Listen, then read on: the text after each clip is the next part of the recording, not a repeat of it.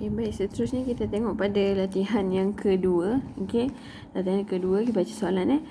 Jadual 1 di bawah menunjukkan hasil kaji sidik yang dilakukan oleh seorang pengurus stesen minyak terhadap para pelanggannya dan telah mendapati maklumat yang berikut. Okay, so dia ada pelanggan, pembuluh pertama pelanggan, sama ada dia adalah pelanggan tetap ataupun tidak tetap. Kemudian cara pembayaran pun ada dua, sama ada melalui kad kredit ataupun tunai. Okay, so kita tengok soalan dia. Yang pertama, kirakan kebarangkalian pelanggan yang membayar secara tunai. Okey, so dekat sini dia minta kebarangkalian apa? Okey, ada tak keyword perkataan dia? Ada tak keyword dan ataupun atau? Tak ada kan? Okey, kalau soal macam ni, kirakan kebarangkalian pelanggan yang membayar secara tunai, maknanya dia minta cari kebarangkalian orang yang membayar tunai sahaja. Okey, so jadi dia minta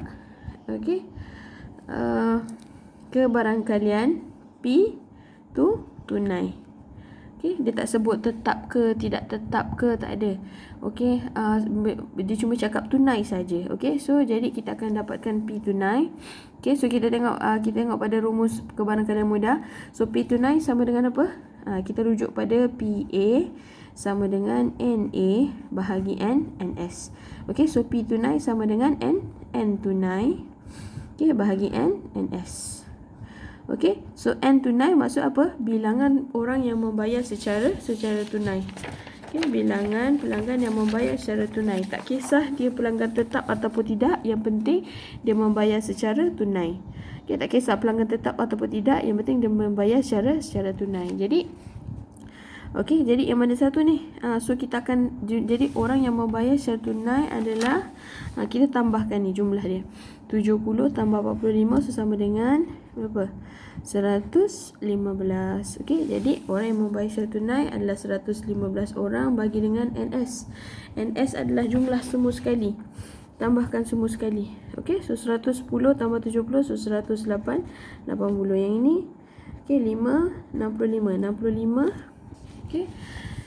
Okey, so kalau katakanlah ini, yang bawah ni, jumlah yang bawah ni, okey, katakanlah jumlah yang bawah ni pada soalan tak ada. Okey, pada soalan tak ada, so awak kena kira awak kirakan ni. 70 tambah 45 ini jawapan dia. 40 tambah 25 ni jawapan dia. Okey, so awak tambahkan bahagian jumlah dekat tepi-tepi dia. Okey. So 65 tambah 115 sama dengan 180. Okey, so sama Jadi ini adalah jumlah semua sekali pelanggan dia 180. Jadi ini adalah apa? NS. Okey, so NS sama dengan 180. Okey, ambil kalkulator, cuba kita kira. Bagi dengan 180 sama dengan ambil 2 titik perpuluhan saja. So 0.64.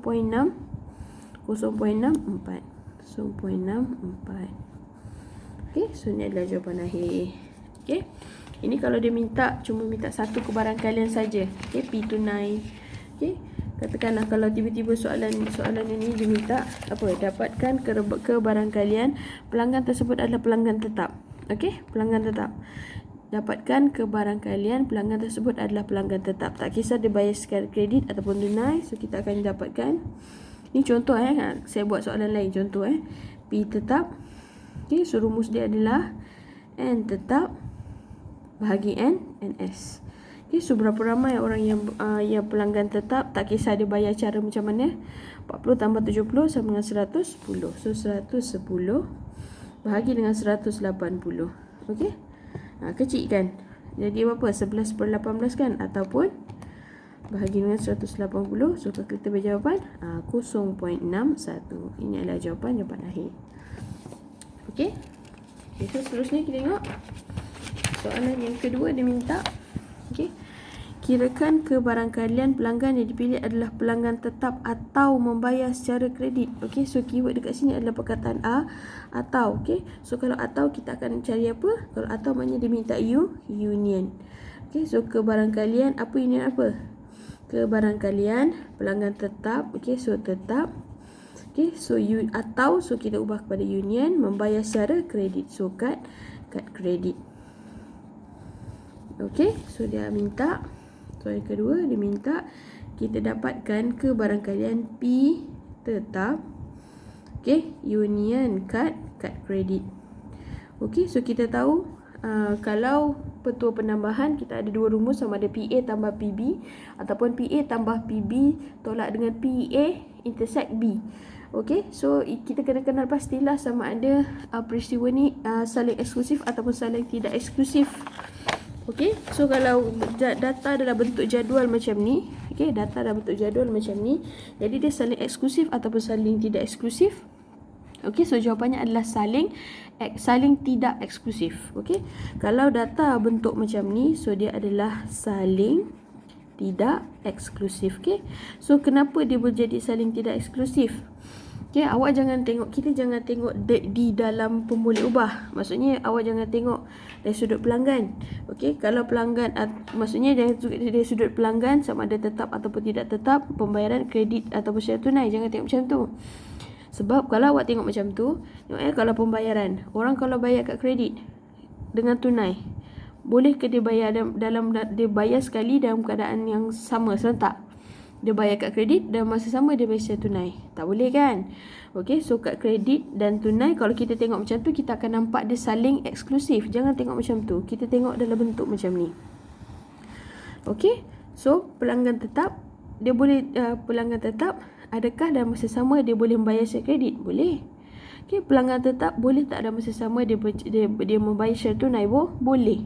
Okey, so dua perkara ni, dua pemboleh ubah ini boleh bertembung dalam masa yang sama, dalam serentak. Okey, sebab tu kita sebut dia sebagai saling tidak eksklusif. Okey, so bila saling tidak eksklusif, petua penambahan kita rumus dia adalah apa? PA union B sama dengan PA tambah PB tolak PA intersect B. Okey, so jadi kita ubah saja A dan B. A kita ubah jadi tetap, B kita ubah jadi kad kredit. So jadi P tetap, okey, tambah dengan P kad kredit. Okey, kemudian kita tolakkan dengan P tetap intersect kad kredit. Okey. Okay, so awak tulis macam ni, rumus macam ni kita dah dapat satu markah. Rumus yang ni bukan rumus yang umum ni, rumus yang dah ubah kepada pemboleh ubah yang sepatutnya. Okey, so kemudian dah dapatkan apa? Dapatkan P tetap. Okey, so rumus untuk P tetap adalah apa? N tetap bagi NS. Okey, kemudian tambahkan dengan kad kredit. So dia adalah N kad kredit. Okey, bahagikan dengan NS. Okey, so untuk intersection, okey, so intersection, yang ni yang intersect ni, so dia special. Okey, so N tetap intersect kad kredit, terus bahagikan dengan NS, tak perlu tambah dan tolak. Tambah dan tolak ni kalau union saja. So N tetap, okey, intersect kad kredit. Okey, so bahagikan dengan NS. Okey, so berapa ramai pelanggan tetap? Tak kisahlah dia bayar secara kredit ataupun tunai. So tetap berapa ramai? 110 orang. So 110 bagi dengan NS 180. Okey, tambah dengan yang membayar secara kad kredit, tak kisah tetap ataupun tidak tetap, 65. So tambah dengan 65 per dengan NS 180. Tolakkan dengan, okey, so ini saya ajar macam mana cara kita nak tengok kalau intersect ni di dalam jadual bentuk macam ni, contingency table ni. Okey, so kalau kita nak dapatkan bilangan pelanggan tetap dan sesama dekat kredit, okey, so untuk table ni kita akan tengok dia macam mana jadual ni. Okey, dia adalah seorang pelanggan tetap, dalam masa sama dia membayar secara kad kredit. Okey, pelanggan tetap dan sesama dia bayar secara kad kredit. So berapa orang? 40. Okey, so tolak dengan 40 bahagi dengan 180. Okey, ni cara kita nak dapatkan so intersect ni dia tak macam tadi tetap dengan kad kredit ni, sebab dia adalah pelanggan tetap saja, tak ada union, tak ada intersection. Okey, so kita ambil dia punya jumlah. Okey, jumlah dia. Tapi kalau macam ni intersect, jadi kita ambil apa? Kita ambil yang direct saja, tetap dan sesama bayar secara kad kredit, so 40. Okey, so ambil kalkulator. Okey, boleh kira dah. Tu 10 bahagi 180 tambah 65 bahagi 180 tolak 40 bahagi 180. Okay, so jawapannya adalah 0.75. Okey, tak payahlah susah-susah nak tukarkan kepada pecahan terkecil, ambil saja dalam bentuk titik pengumuman pun boleh, tak ada masalah. Okey, boleh? Okey. So kita dah habis petua penambahan. Okey, so sekarang kita tambah lagi satu, iaitu petua pendaraban. Okey, so petua pendaraban, okey, so sama juga macam formula penambahan. Okey, so kalau formula penambahan, petua penambahan, kita kena consider dua peristiwa, iaitu yang pertama, sama ada peristiwa tersebut saling eksklusif ataupun saling tidak eksklusif. Okey, so kalau petua pendaraban pun sama, kita akan consider dua situasi. Okey, iaitu apa? Yang pertama, sama ada dia peristiwa tidak bersandar ataupun peristiwa bersandar. Okey, ni mungkin formula ni kita tak akan tengok dengan secara lebih mendalam. Okey, so kita tengok secara roughly lah. Okey, first kita kena pasti dulu apa dia peristiwa tidak bersandar. Okey, so peristiwa tidak bersandar adalah, okey, untuk petua pendaraban ni kita ada dua situasi tau. Okey, peristiwa A, contoh katakanlah kita ada dua peristiwa. Okey, kita ada dua peristiwa. Peristiwa A adalah peristiwa yang pertama. Selepas A berlaku, baru B berlaku. Okey, mula-mula A akan berlaku dulu. Okey, selepas itu baru peristiwa B yang berlaku. Okey, contoh melempar dadu 2 biji. Mula-mula dia lempar batu yang pertama, itu peristiwa A. Kemudian dia lempar dadu yang kedua. So dia baling dadu yang pertama, selepas batu pertama dia baling dadu yang kedua. Okey, so itu contoh peristiwa A dan peristiwa B. Pertama berlaku, selepas tu baru peristiwa B berlaku. Okey, so yang dikatakan sebagai peristiwa tidak bersandar adalah macam mana? Apabila peristiwa A tidak memberikan apa-apa kesan kepada peristiwa B. Okey, lagi sekali. Peristiwa A tidak memberikan apa-apa kesan kepada hasil peristiwa B. So, yang terbalik jugalah. Peristiwa B adalah bukan kesan daripada peristiwa A. Okey, so contoh contohnya kat sini saya bagi. Okey, contoh peristiwa membaling sebiji dadu. Okey, katakanlah saya ada sebiji dadu. Okey, kemudian saya nak baling 2 kali. Saya baling 2 kali. Okey, kali yang pertama saya baling, katakanlah saya dapat 4. Saya dapat nilai 4. Okey, kalau saya baling kali kedua, agak-agak saya dapat nilai berapa?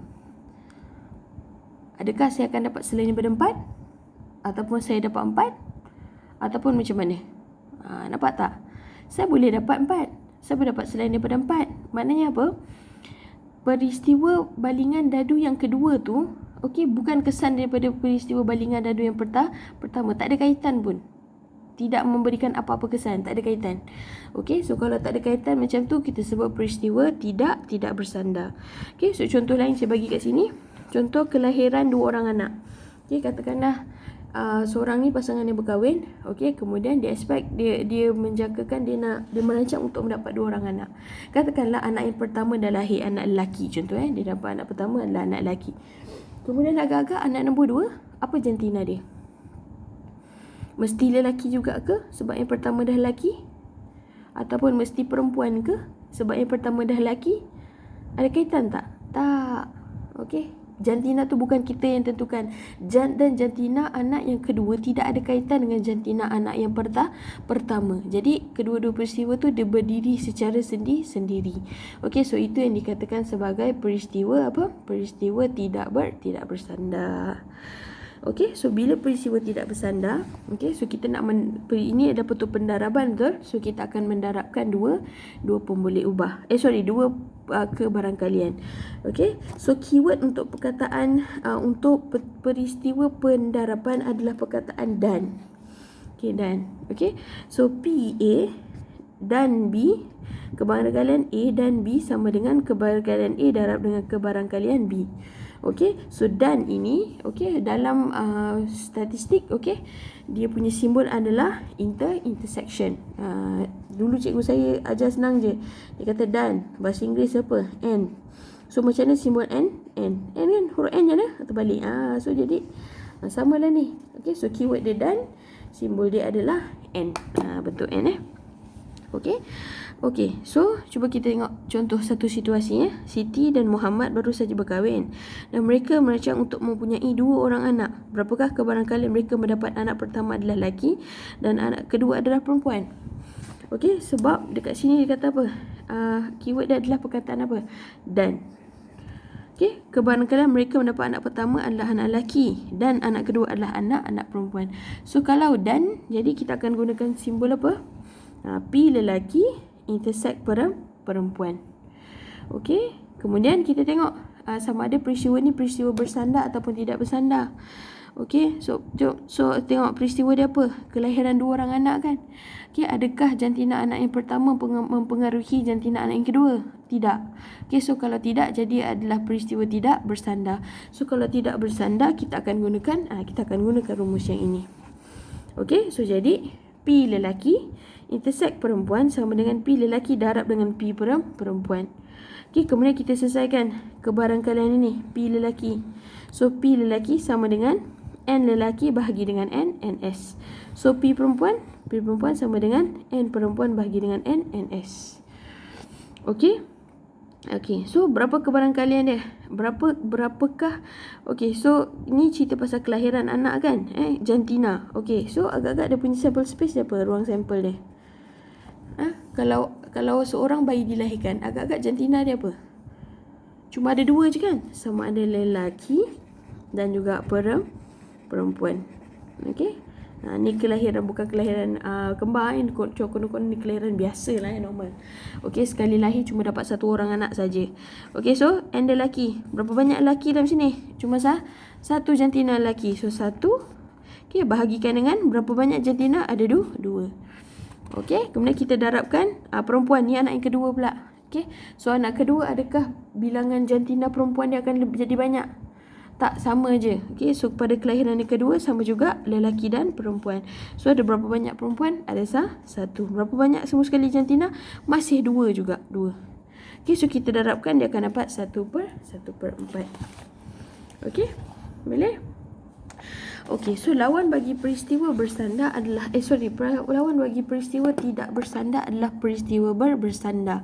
Okey, so dia terbaliklah dengan tadi. Okey, kalau peristiwa tidak bersandar, peristiwa A tidak mempengaruhi hasil pada peristiwa B. Okey, so kalau peristiwa bersandar ni maknanya peristiwa A memberi kesan kepada peristiwa B. Okey, so contoh yang saya bagi dekat sini. Okey, katakanlah satu orang lelaki. Okey, so dia masukkan, katakanlah dia ada sebiji kotak. Okey, dia ada sebiji kotak, dia masukkan 3 biji bola hitam lah contoh 3 biji bola hitam. Okey, kemudian dia masukkan 4 biji lagi bola berwarna merah. Okey, kemudian dia cabut kali yang pertama. Okey, dia cabut kali yang pertama. So agak-agak berapa kebarangkalian dia dapat bola berwarna merah contoh. Okey, berapa kebarangkalian dia dapat bola berwarna merah? Okey, so dia dapatkan P merah. Kebarangkalian terdapatkan merah berapa? P merah sama dengan N merah bagi dengan NS. Okey, so katakanlah masih ada 7 biji bola ni. So berapa banyak bola merah? 1, 2, 3, 4. Baginya jumlah semua sekali bola dalam kotak ni ada tu 7. Okey, so kebarangkalian dia dah jadi 4/7. Okey, so katakanlah cabutan yang pertama dia dapat bola merah. Okey, kemudian bola merah ini dia keluarkan. Dia tak masukkan balik dekat dalam kotak. So sekarang pada kotak kita ada berapa banyak biji bola? So pada kotak kita, lepas dia ambil merah dan dia letak di luar, jadi bola hitam masih lagi ada 3. Okey, tapi bola merah dah jadi berapa? Dah jadi cuma 3 saja. Okey, so agak-agak berapa kebarangkalian kita dapat cabutan yang kedua kita dapat bola hitam? Contoh so jadi rumus kita adalah P hitam sama dengan N hitam bahagi NS. Okey, so berapa banyak bola hitam? 3. Masih 3. Okey, sebab yang pertama tadi dia cuma dapatkan bola merah je kan. So jadi bilangan bola hitam adalah 3 bahagi dengan NS. NS berapa NS? NS ni adalah bilangan bola yang ada pada waktu tu. Semua sekali 1, 2, 3, 4, 5, 6. So 3/6. Nampak tak? Ini peristiwa cabutan yang pertama. Bilangan dalam bola, bilangan dalam kotak ada 7 biji bola. Untuk yang kedua, peristiwa yang kedua, okey, daripada 7 tadi, sebab 1 kita keluarkan, jumlah kita hanya ada 6. So nampak tak? Jadi cabutan yang pertama ini memberi kesan kepada memberi kesan kepada peristiwa yang kedua ni, cabutan yang kedua. Okey, sebab pecahan dia pun dah berubah daripada per 7 sekarang jadi per 6. Okey, boleh? Okey. Cuma rumus ini saya tak nak terangkan secara lebih mendalam sebab saya dapati kalau saya terangkan secara mendalam, awak akan jadi lebih pening nanti. Okey, so ini just untuk pengetahuan saja sebab kalau kita nak belajar dengan secara mendalam untuk peristiwa bersandar ni, okey, kita perlu belajar satu lagi. Yang ini kita namakan sebagai peristiwa bersyarat. Peristiwa bersyarat. Yang ini dah agak complicated. Okay, so saya decide ni kita tak perlu ajar lah sebab nanti awak akan jadi lebih pening. Okay, so sebenarnya nak dapatkan petua pendaraban untuk peristiwa bersandar ni senang je, mudah je. Okay, tapi kalau awak tengok ini awak akan jadi confused. Okay, so kita cuba tengok latihan. Okay, jadual 1 di bawah menunjukkan hasil kaji sidik yang dilakukan oleh seorang pengurus stesen minyak terhadap para pelanggannya dan telah mendapati maklumat yang berikut. Okay, so katakanlah situasi dia. Okay, so dia minta apa tadi? Katakan yang pertama, jika seorang pelanggan memandu stesen minyak Sarawak, apakah kebarangkalian pelanggan? Yang pertama, dia adalah seorang pelanggan tetap. Yang ini kita dah cari tadi kan? Sama dengan soalan peristiwa petua penambahan ni tadi kita dah cari kebarangkalian. Ni senang. Okey, boleh lah kita buat. Okey, so tengok latihan yang pertama. Soalan yang pertama, apakah kebarangkalian pelanggan tersebut adalah seorang pelanggan yang tetap? So dia minta kebarangkalian P apa? P tetap. Dia minta tetap saja. Okey, so rumus bagi P tetap adalah apa? N tetap bahagi NS. Jadi berapa ramai pelanggan yang tetap, tak kisah dia bayar secara kredit ataupun tunai. So tetap 40 tambah 70 sama 110. Okey, so 110 bahagi dengan jumlah semua sekali 180 orang, bagi yang 180. Okey, so jawapannya adalah 11/18. Ataupun kalau awak rasa payah nak kira, bahagikan je. So jawapannya adalah 0.61.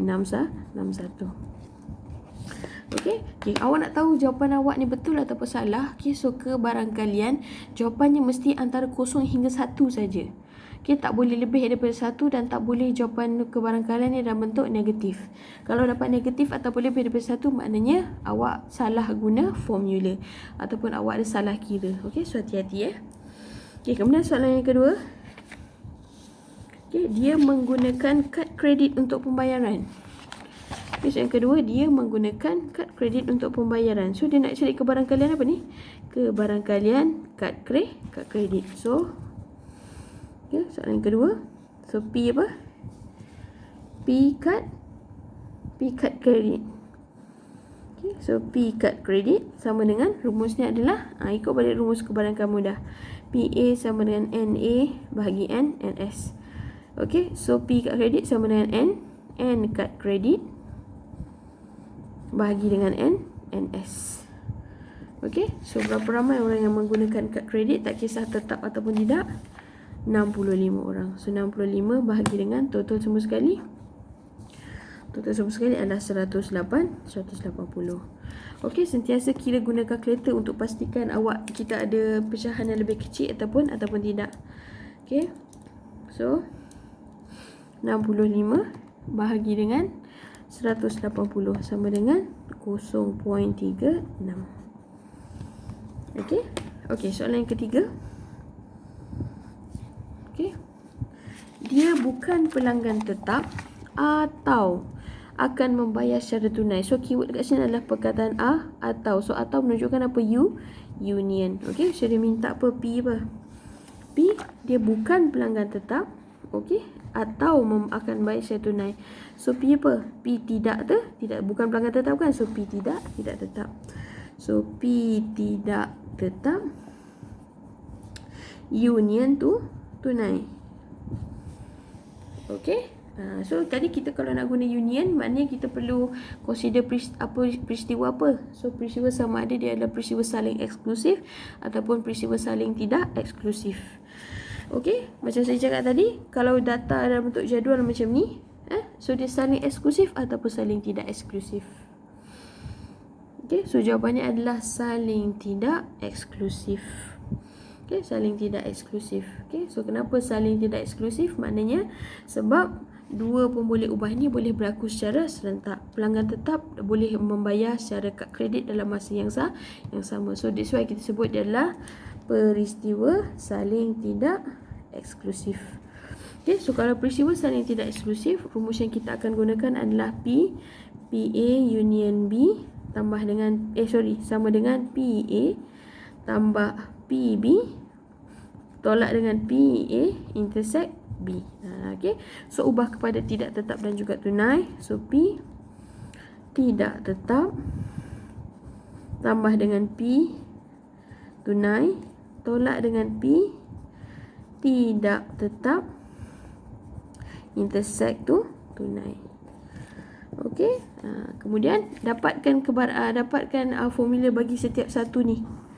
Okey, dapatkan formula bagi setiap satu ni, nilai ni, kebarangkalian ni. So P tidak tetap sama dengan apa? PA sama NA sama PA sama dengan NA bahagi NS. So P tidak tetap sama dengan N tidak tetap bahagi dengan NS. Okey, tambah dengan P tunai, so N tunai bahagi dengan NS. Okey.